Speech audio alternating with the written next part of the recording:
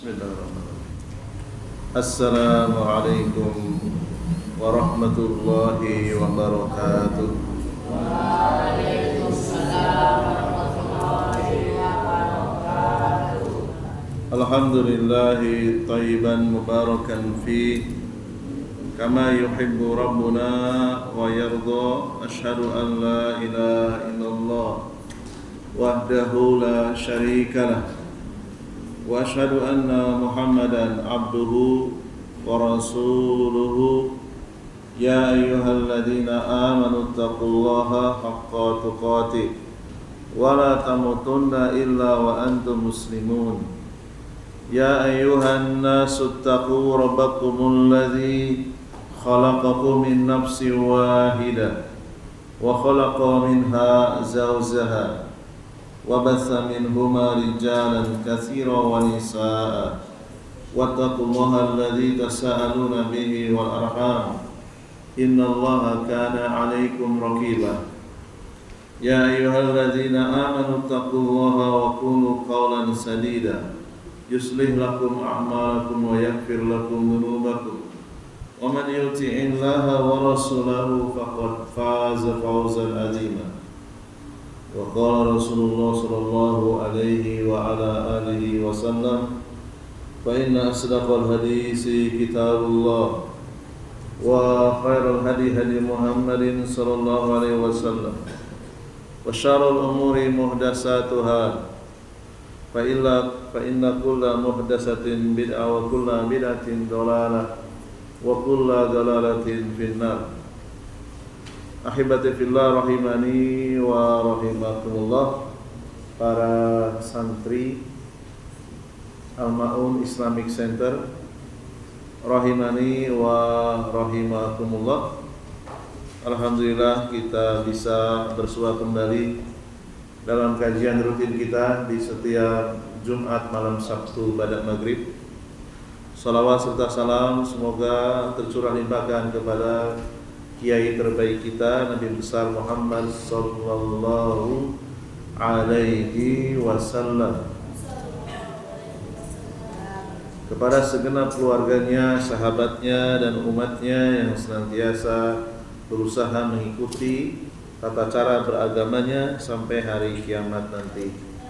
Dan insyaallah ta'ala pada malam hari ini kita akan belajar bersama-sama kitab yang baru, walaupun sebenarnya kitab ini sudah dibacakan tetapi beda penulis ya.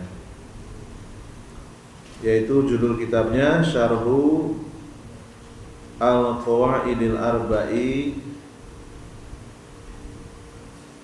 yang ditulis oleh Asy-Syaikh Al-Alamah Abdul Aziz bin Abdillah bin Bas rahimahullah ta'ala.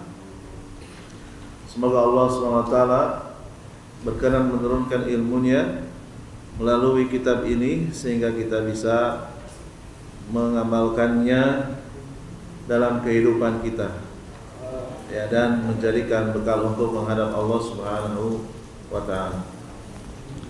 Qala al-muallifu, berkata penulis Syarhu Al-Qawaidil Arba'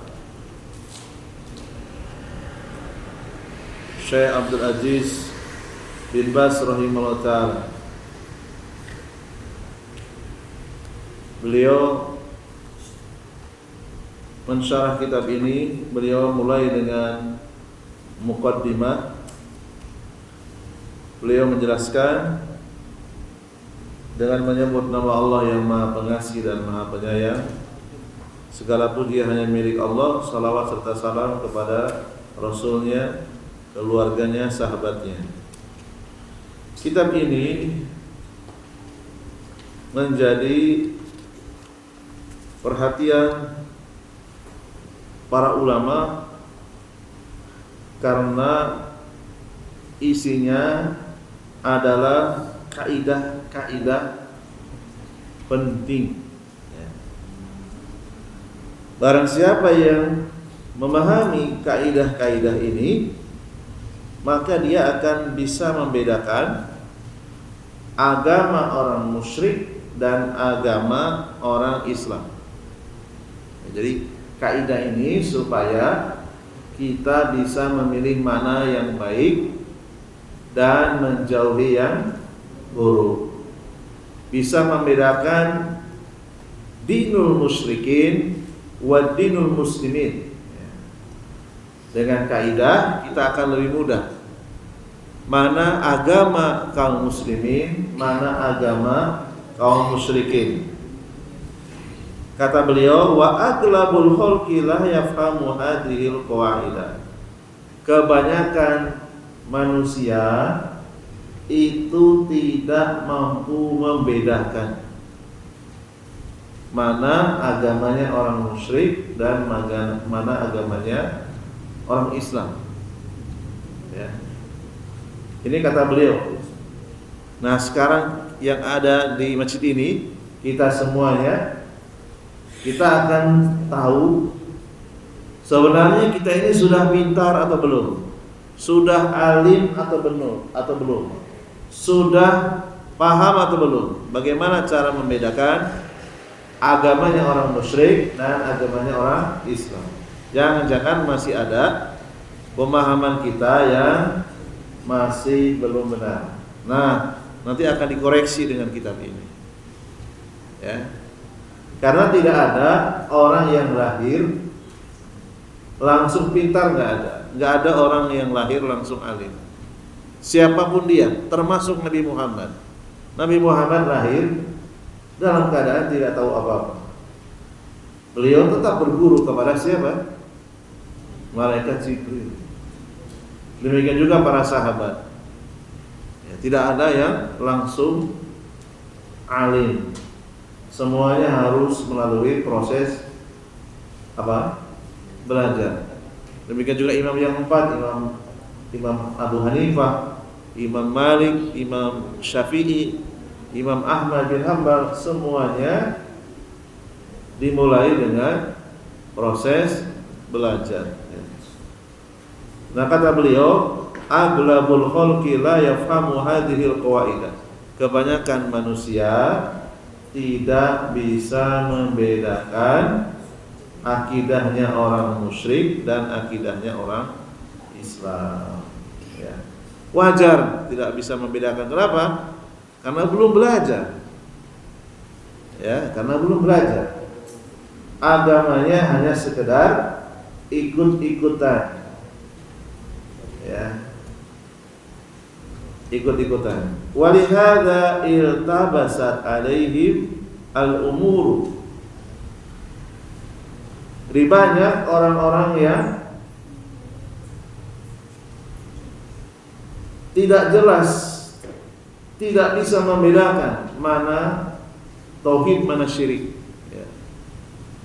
Fa'abadul kuburo wa ashabal kuburo wa ashabal kuburi. Di antara mereka, di antara orang-orang yang mengaku Islam, ada yang sampai menyembah kuburan. Ada juga yang sampai menyembah ashabal kubur, para penghuni kuburan, yaitu mayat-mayat. Ya, mayat disembah. Wal auliya, ada yang menyembah para wali. Ya, para wali berdoa, meminta, menjadikan perantara, menganggap kuburan wali itu keramat, bawa berkah dan seterusnya. Ya. Wal asjaro, ada yang lebih parah lagi, mengkeramatkan pohon. Ya, pohon ini pohon bawa berkah. Ya, gitu ya. Sudah ada buktinya dari cerita-cerita orang yang pernah datang ke tempat pohon tersebut. Ya, gitu ya. Wal ahjaru, ada juga yang lebih buruk, mengkeramatkan sesuatu yang terbuat dari batu. Ya, entah itu patung, entah itu arca, entah itu candi, entah itu prasasti. Ya, pokoknya yang terbuat dari batu dikeramatkan. Ya, batu yang kecil, batu yang besar sama saja.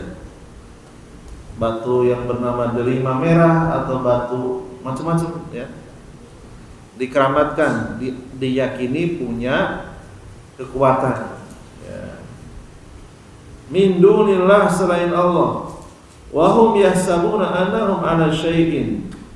Mereka punya keyakinan di atas sesuatu yang salah ya. Saya pernah sekitar tahun berapa ya, saya pulang dari Jogja itu ya. Ada yang tahu Gedung Kartini? Tahu Gedung Kartini jalan apa? Jalan Jalan Veteran tuh. Ya pas tikungan itu namanya gedung apa? Gedung Kartini itu. Sekarang nggak tahu jadi gedung apa. Ya, itu banyak sekali korbannya di situ ya. Dulu kalau hujan motor boleh masuk, ya berteduh di situ. Nah di situ banyak sekali orang-orang yang menggunakan sihir untuk menipu orang. Ya, jadi orang itu kena sihir, disuruh membeli batu, suruh mengambil uang, entah ada yang ada di dompet ataupun yang ada di ATM, pakai sihir dia. Ya, dia mengaku-ngaku batu yang dibawa itu punya kekuatan, ya, bisa masuk ke alam mimpi dan seterusnya. Ya. Soalnya saya pernah ngalami, hampir disihir. Atas pertolongan Allah SWT tidak kena. Jadi ketika orang itu mulai menawarkan batu delima merah, saya udah curiga ya. Lalu kemudian saya qomat kamit baca surat Al-Baqarah terus menerus, beberapa ayat yang dihafal terus ya. Lalu kemudian akhirnya mereka mungkin ya kekuatan yang datang dari jin itu tidak bisa mempengaruhi ya.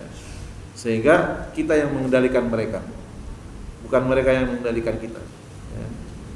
Kemudian saya bawa ke daerah Purnama ya, waktu hujan itu ya, masih terus nawarkan batu delima ya. Dia bilang mendapatkan batu tersebut melalui mimpi ya, gitu ya. Lalu kemudian saya permainkan dua penipu tadi ya, saya ajak ke kampus. Di kampus ada alat untuk mendeteksi batu delima itu asli atau palsu. Kalau bersedia nanti saya bayar ya. Akhirnya mulailah dia curiga ya. Kedua penipu ini curiga saya tidak bisa dimain-mainkan, akhirnya kabur sendiri. Dan ternyata yang senasib dengan saya ada yang berhasil kena tipu sampai ke ATM ya. Uangnya dikuras itu. Dia tidak sadar kalau dia sedang dikenai sihir ya. Jadi orang itu bekerja sama dengan jin, dengan setan untuk mempengaruhi orang lain, untuk menyihir ya. Jadi banyak manusia yang mengaku muslim itu tidak bisa membedakan mana tauhid mana syirik, li jahlihim bi haqiqati tauhid wa haqiqati syirki. Karena mereka tidak tahu tauhid itu seperti apa, syirik itu seperti apa, nggak tahu. Karena nggak ada yang ngajarkan. Sejak kecil ya muslim betul, taunya hanya sholat, puasa, zakat ya. Tahunnya itu saja, Idul Fitri. Tidak ada yang menjelaskan apa itu tauhid, apa itu syirik. Sekarang saya tanya, ada nggak kalian ketika sebelum masuk Tunas Melati di surau atau di masjid dekat rumahnya menjelaskan apa itu tauhid, apa itu syirik? Angkat tangan yang pernah mendapatkan pelajaran penjelasan tauhid dan syirik. Angkat tangan. Ada? Belum ada ya. Berarti kalau belum, semuanya di atas ilmu atau di atas kejahilan? Di atas kejahilan ya. Jadi kalau tidak menuntut ilmu, kita akan di atas di atas kebodohan. Ya. Wa mu'allifu hadhil qawaidi huwa asy-syaikh al-Imam Muhammad ibnu Abdul Wahhab rahmatullahi alaihi al-mujaddidu lima andarosa min ma'alimil islami fi hadhil jajirah fi nisbi sani minal qarni sani asyara. Ya.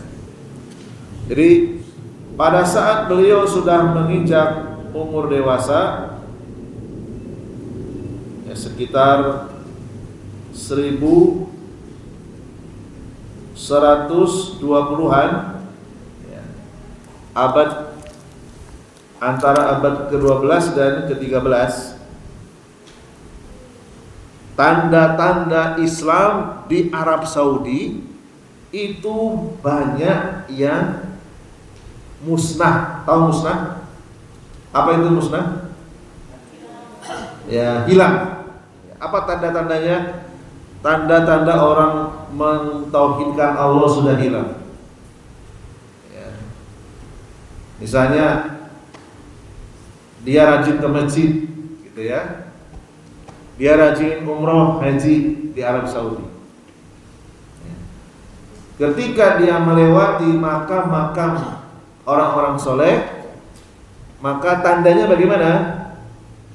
Tandanya itu adalah kita mengucapkan ucapan yang diucapkan oleh Rasulullah SAW, mendoakan penghuni kubur, mengucapkan salam, lalu mendoakan penghuni kubur. Ya, sunnah-sunnah Rasul itu banyak yang hilang. Yang ada adalah banyak kaum muslimin yang meyakini kuburan orang-orang soleh itu mendatangkan berkah. Ya, ada kuburan para sahabat Nabi di Arab Saudi, dikeramatkan.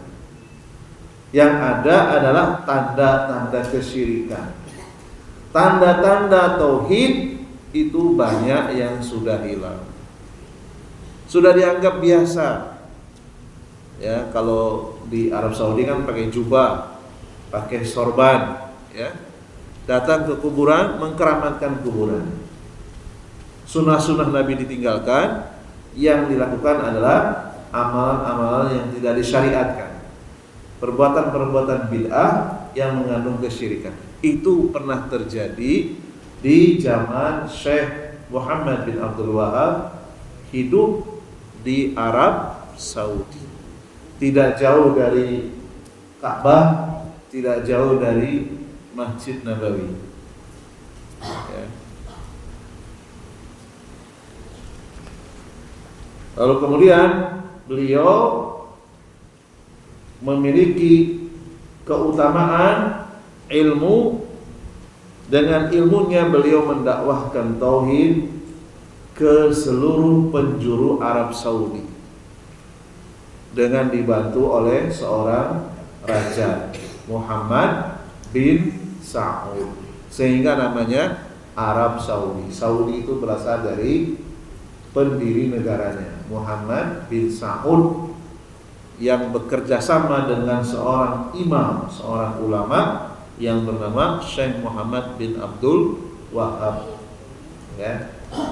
Orang-orang yang tidak senang dengan Arab Saudi membuat tipu daya, membuat julukan-julukan yang menyeramkan. Hati-hati kalau ke Arab Saudi. Arab Saudi itu negeri Wahabi, gitu ya.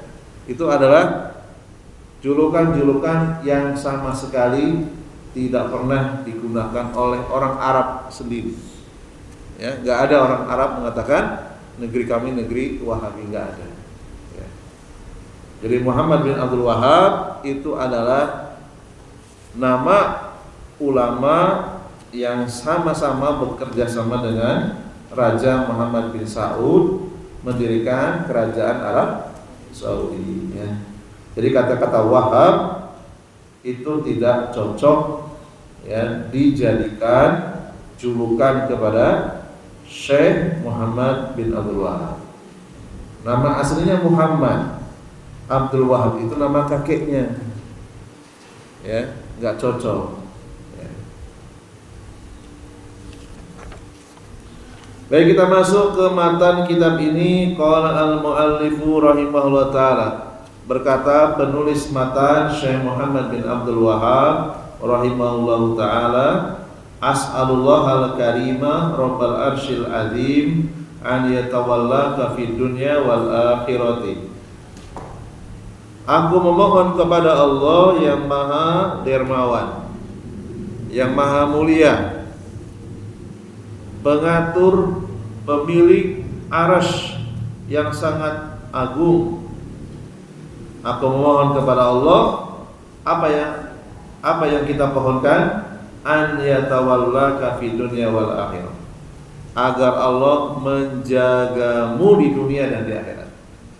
Ya. Saya yang membacakan kitab ini dan para santri semuanya didoakan oleh penulis kitab ini. Semoga Allah menjagamu di dunia dan di akhirat. Kemudian beliau mendoakan lagi dengan doa yang kedua, wa an yaj'alaka mubarakan ainama kunta, dan semoga Allah menjadikanmu mubarak. Apa arti mubarak? Orang yang mendapatkan keberkahan dimanapun berada. Ya. Kemudian doa yang ketiga, wa an yaj'alaka mimman idza utiya syakara. Dan beliau memohon kepada Allah agar yang membacakan kitab ini, demikian juga yang mendengarkannya, semoga Allah jadikan orang yang ketika diberikan nikmat dia bersyukur. Wa idza ubtuliya sabar. Jika diuji dengan musibah dia mampu untuk bersabar. Wa idza adnaba, dan jika melakukan dosa istighfar, segera meminta maaf baik kepada manusia ataupun meminta maaf kepada Allah Subhanahu wa taala, bertobat. Fa inna haula'i as-salasa, tiga yang disebutkan tadi, apa tadi? Jika diberi nikmat bersyukur, jika diuji dengan musibah bersabar, jika melakukan dosa segera meminta ampunan. Ini adalah tiga unwanu as-sa'adati, tiga tanda orang yang bahagia. Ya, nanti kalau misalnya ada donatur minta santri mendoakan, ini boleh dipakai. Tinggal diganti as'alu diganti nas'alu. Ya, nanti biasanya siapa yang mimpin? Ya, Bang Zulfikar atau Bang Udin, ya. Nas'alullah al-karim rabbal arsyil azim. Kami memohon kepada Allah yang maha mulia, pemilik arsy yang agung, an yatawallana, semoga Allah menjaga kita. Berarti termasuk donatur yang ada di sini yang hadir, ya gitu ya. Fid dunya wal akhirati, semoga Allah menjaga kita, menjaga para santri, menjaga para donatur di dunia dan di akhirat. Wa an yaj'alana, dan semoga Allah menjadikan kita semuanya mubarikina aina ma kunna, menjadi orang-orang yang mendapatkan keberkahan dimanapun berada. Wa an yaj'alana, dan semoga Allah menjadikan para santri, pengurus, para donatur mimman idza utina syakarna, jika kita diberi nikmat kita semuanya syakarna, bisa bersyukur. Wa idza ubtulina, jika kita diuji oleh Allah dengan musibah sabarna, kita mampu bersabar. Wa idza adnabna, dan jika kita melakukan dosa istighfarna, kita memohon ampun, ya. Seperti itu, ya. Ya, silakan dihafal. Kalau mau ditulis Arabnya, nanti setelah ini silakan ditiru tulisan Arabnya, tinggal diganti sedikit saja. Nah, ini bagus nih, ya. Dibacakan sebagai doa. Ya, kalimat-kalimatnya bagus sekali. Ya, saya sering kalau diminta mendadak gitu, ya Pak Ustaz tolong doakan, kita ini sedang ada acara, saya pakai ini, doa ini. Kalau perlu diterjemahkan, Arabnya terus terjemahkan. Jadi orang yang mendengarkan merasa puas. Bagus ya, kalimatnya kalimat yang sangat mendalam. Ya. Kalau kita perhatikan doa yang dibacakan oleh penulis ini sebelum beliau mengajarkan ilmu, siapa? Syekh Muhammad bin Abdul Wahab rahimahullah ta'ala, sebelum menyampaikan ilmu, sebelum mengajarkan ilmu, beliau doakan terlebih dahulu. Ya, mendoakan orang yang sedang belajar. Ya. Beliau ingin memberikan ifadah, ingin memberikan manfaat. Beliau mendoakan orang yang belajar. Ya. Semoga yang belajar mendapatkan taufik, sehingga dengan doa tersebut para santri itu bisa menerima pelajaran. Dan ketika doanya dikabulkan, dia akan menjadi orang yang bahagia. Idza qabilallahu hadza du'a fi haqqihi syahida. Jadi inilah kebiasaan penulis ketika akan menyampaikan ilmu melalui kitabnya, sering dimulai dengan mendoakan terlebih dahulu para penuntut ilmu. Ya. Dan kalau kita perhatikan doa yang diucapkan penulis rahimahullah ta'ala, manusia itu siapa saja, entah dia ustaz, entah dia kiai, entah dia santri, entah dia bukan santri, entah dia orang awam, setengah awam, semuanya akan mengalami yang namanya 3 siklus kehidupan. Semuanya. Siklus pertama apa tadi? Mendapatkan nikmat. Siklus kedua mendapatkan musibah. Siklus ketiga melakukan dosa. Siapapun dia, yang membedakan kadarnya. Orang yang berilmu dengan orang yang tidak berilmu ujiannya beda. Ya. Orang yang imannya kuat dengan imannya lemah, bentuk syukurnya berbeda. Ya. Orang yang mendalam ilmunya dengan orang yang dangkal ilmunya, dosa yang dilakukan juga berbeda. Cara istighfarnya berbeda. Ya. Kita dibandingkan dengan sahabat Nabi, tentu kadar dosanya lebih banyak kita. Ya. Ujian yang diterima oleh mereka lebih berat daripada kita. Dan istighfar mereka lebih hebat daripada istighfar kita. Satu-satunya manusia yang tidak mengalami siklus ketiga, artinya tidak pernah berdosa, hanya Rasulullah SAW. Rasul Nabi kita Muhammad SAW itu hanya mengalami 2 siklus. Siklus pertama Rasulullah dikasih nikmat. Siklus kedua Rasulullah dikasih ujian, dikasih rasa sakit. Bahkan Rasulullah pingsan berkali-kali. Rasulullah juga pernah berdarah, terkena sabetan pedang, panah, dilempar batu, dipukul batu, dihajar, ditinju, dirobek-robek bajunya, dipasang kotoran. Ketika sholat dijatuhkan kotoran yang di dalam usus, ya, usus kotoran, entah itu unta ataupun sapi, ya, yang warnanya masih hijau, yang sobek, kemudian dijatuhkan di atas punggungnya Rasulullah SAW. Jadi Rasulullah hanya mengalami 2 siklus. Siklus pertama apa tadi? Mendapatkan nikmat. Yang kedua mendapatkan musibah. Rasulullah tidak pernah berdosa.